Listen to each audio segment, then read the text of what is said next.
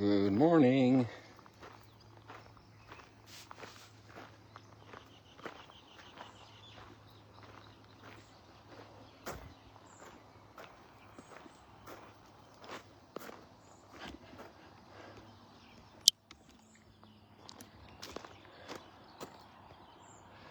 It's good to be back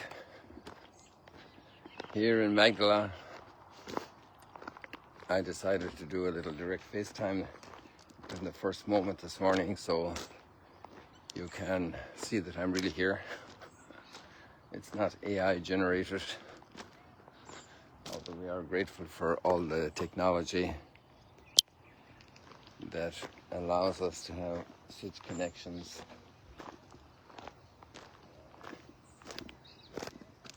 And to be able to talk to each other in the early morning at sunrise here from the Sea of Galilee.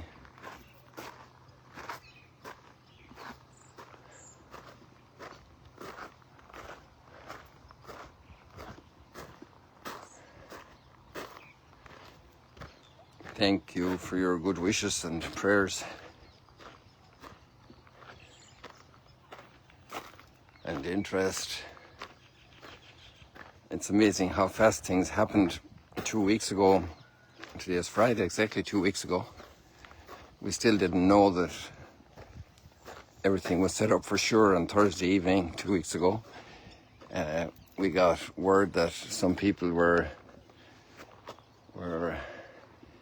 setting up our vacation, which had been planned for the middle of June, but got disrupted with all the international conflicts that emerged. And then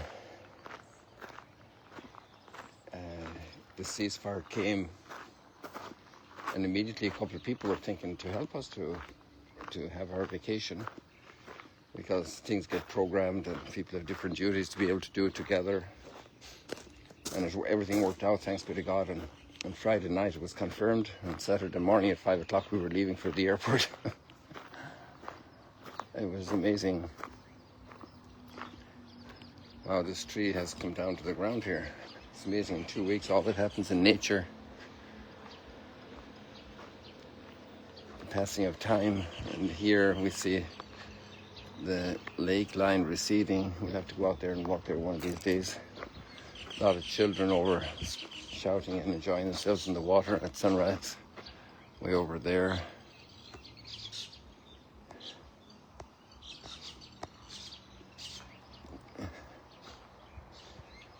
So,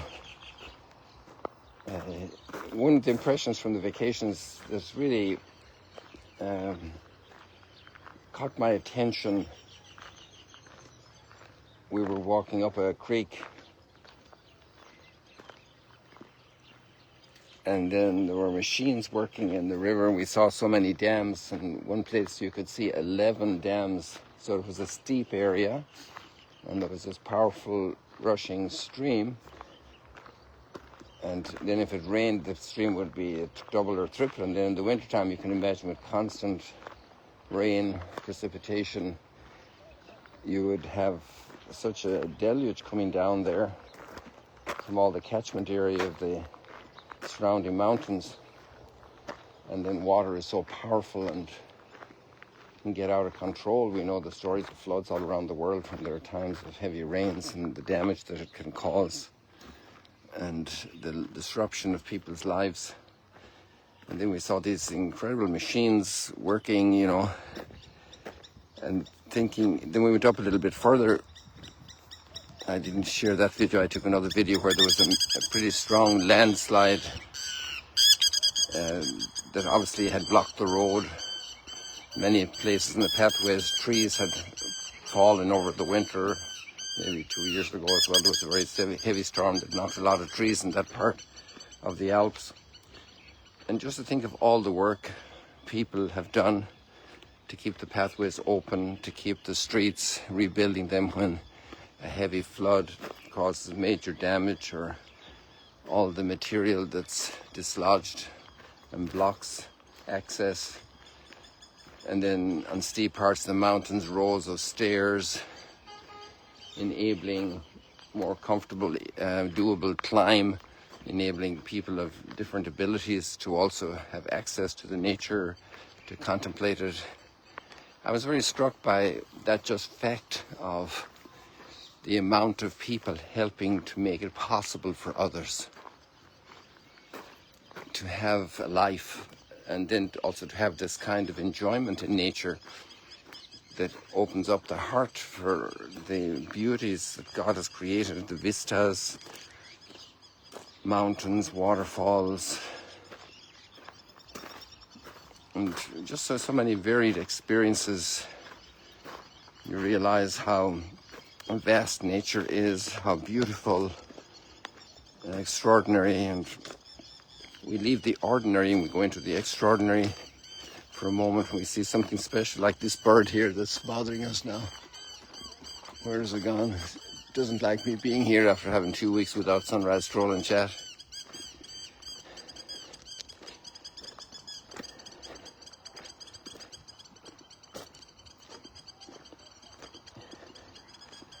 And we wake up out of our normal routine to take a break from the normal routine. And that's an optional thing we do, but a very decisive activity that's good for us to get away from and to do a different routine, a different experience, to allow us to appreciate more what we're doing each day, to come back to it with renewed vigor, renewed desire, renewed dedication. We need to have a sleep every day, to rest. Even some people have the habit of a little siesta for 15 minutes, 20 minutes in the middle of the day, in the early afternoon, or whenever. And that makes such a difference in life. Our whole system, we can't go full power all the time. We need breaks, we need rest. Like those children having that time swimming at dawn, that's not possible every day. To be at a lakeside, for the parents to take time with the children so they have a chance to have a different experience, to realize life is not just within the routine, that it's a lot more.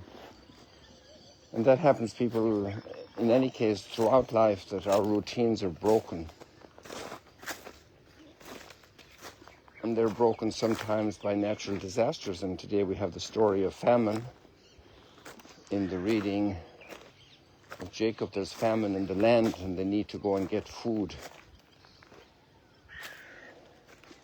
It's a marvelous story. You could even click back through the readings. It would be, if you have a little time this weekend, and just follow the series of readings, get the overall picture. They're actually a selection of just a few scenes of each of the patriarchs, Abraham, Isaac, Jacob, and over a couple of weeks we experienced this amazing story of this family, a family story, and that's where God is accompanying the people, where they experience His presence, even though many times their own actions are so defective, so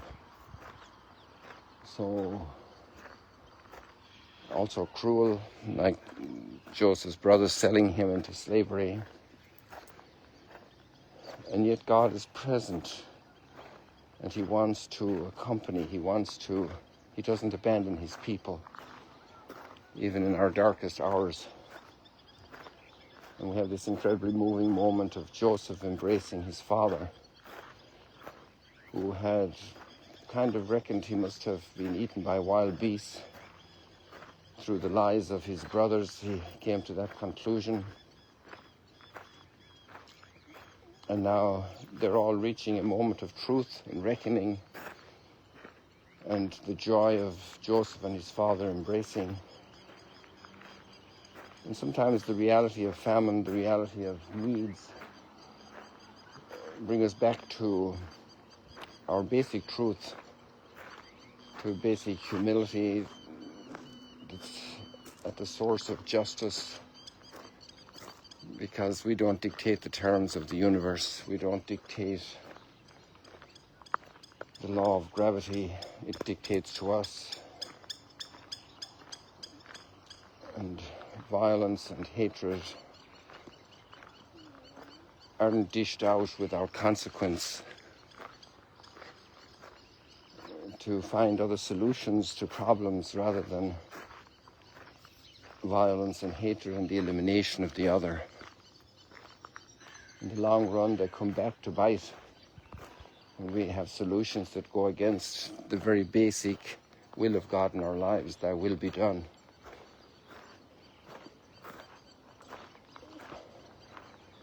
Do not kill, do not steal, do not lie.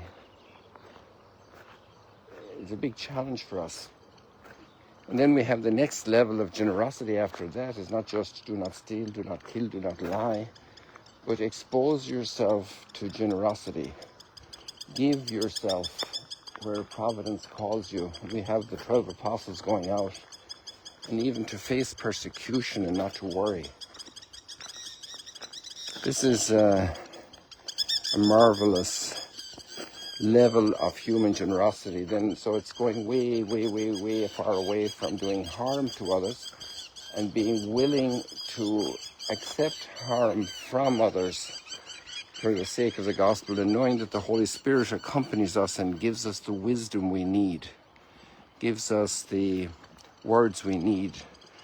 How many times parents suffer a lot of injustice from the children, very harsh demands, very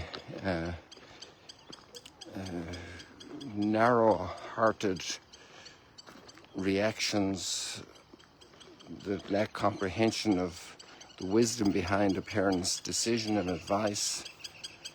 And that hard rebellion is endured by the parents. And if the parents don't fulfill their calling there and just concede everything to the children since they're small, then we're failing in our duty to lead, to teach, to represent the reality from which we come, the reality and structure of family, the reality and structure of society, of just society. What an important responsibility to follow conscience, to do the just, the right, and to represent that with humility. This is the instruction Jesus given the apostles, not to go out with a gun and fight back. None of the martyrs have died like that, and to give witness to truth and to goodness and to justice and to love and to reconciliation. These are the great pathways of humanity that forges the future. The future is not forged by violence and wars. It is for the powerful of the earth, but they last in power for a moment, and they're all swept away by history in very few years. And the ones that last are the ones that lay down their life, that don't go with the debauchery and with the corruption, and that generously give themselves. Those parents who have given their lives to build up their children, they have a glory waiting for them in heaven, extraordinary. God is present in their lives, sustaining them in all kinds of challenges and difficulties. And the terrible torture for people, families, not to be able to provide for their children due to war, due to famine, due to disasters, natural disasters, due to major human breakdown, puts us to the limits. And there God is saying to Jacob, do not be afraid. Trust, he is walking with us in all our life circumstances. People, I'm sure you have many more reflections. Let's leave it like this for today. God bless you. See you later, alligators. Back here in good Magdala. So many blessings. Let's keep praying for our world and the story of Jacob and his children, their relationships. This is a story of humanity. So many places today, migration, going to Egypt for survival. So many people in need. Let's have a heart and a prayer and effort and the word and support for each person. God bless you. See you later, alligators.